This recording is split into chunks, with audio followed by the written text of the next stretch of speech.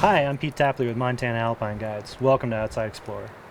The hike up here wasn't too bad, but I am a flatlander, so I was lagging a little bit behind. Hopefully I don't lag behind on the climb.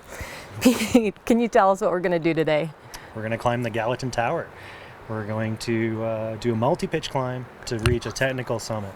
So we're going to do a couple of sections of climbing where I'll continue above you, bring you to with the top rope, and we'll kind of inchworm our way to the top.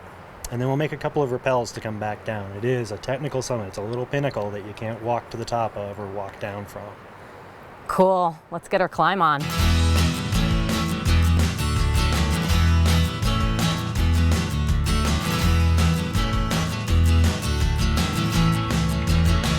Tears of the word of the day is going to be feet.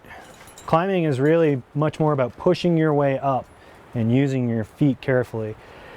It's really easy to think Rambo and like you want to grab big handholds and pull on them, but we want to push our way. So the key to moving easily here is keeping your hips over your feet. Two different things we're going to do with our feet. Primarily, you're going to be standing on your big toe.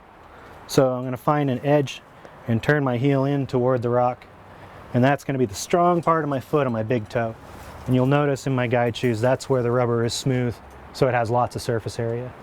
And surface area in mind, you can also use a second technique that we call smearing, which is really applying a lot of pressure to the bottom of your foot, from the ball of your foot to the tips of your toes, smearing that rubber into the rock. And the key being the hip over the foot to apply that pressure. When I put enough force on there, the rubber is so sticky it grabs right on. I like to tell folks that feet are leading the way and hips are following the feet. So as I'm climbing, my eyes are on my feet and my hips are directly over them. Pause occasionally to look up and find my handholds and then back down to my feet. You can use oppositional forces quite a bit. You can pull out with your hand and then in turn push in with your foot. It's a technique we call lie backing. So you're lying back away from those sideways handholds. For the most part, if you keep it in mind that hands way up here, if you finally catch something you're really extended, it makes it difficult to move from there. So if you keep your hands kind of in this height and let your feet push you up to the holds, the handholds will appear. You can climb whenever you're ready. Climbing.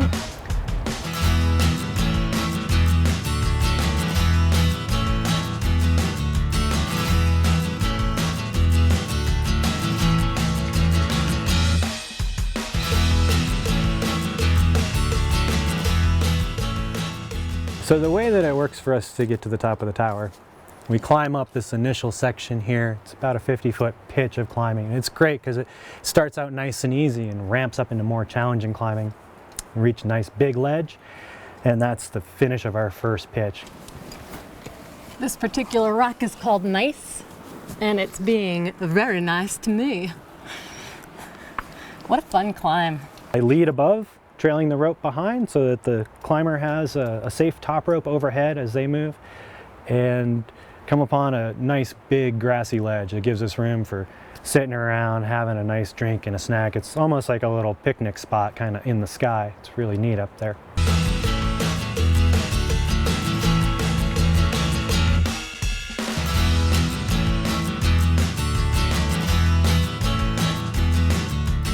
So we're on top of the second pitch, and we've got this great kind of picnic ledge. This is one of my favorite parts of climbing the tower. The view down to the river from here, the setting. It's a perfect spot to kind of pause and relax on our way up. Mm-hmm. Thanks.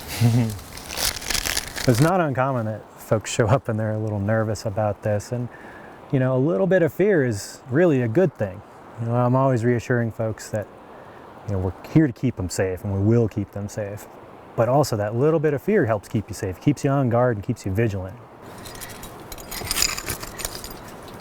How fun to be able to do holds all over climb to a face and have it be like a little technical and then being kind of a chimney. Our final pitch to reach the top of the Gallatin Tower involves some very specific crack climbing. So it's kind of a nice little icing on the cake that the character changes right at the end and the hardest moves are in the very top. Huzzah!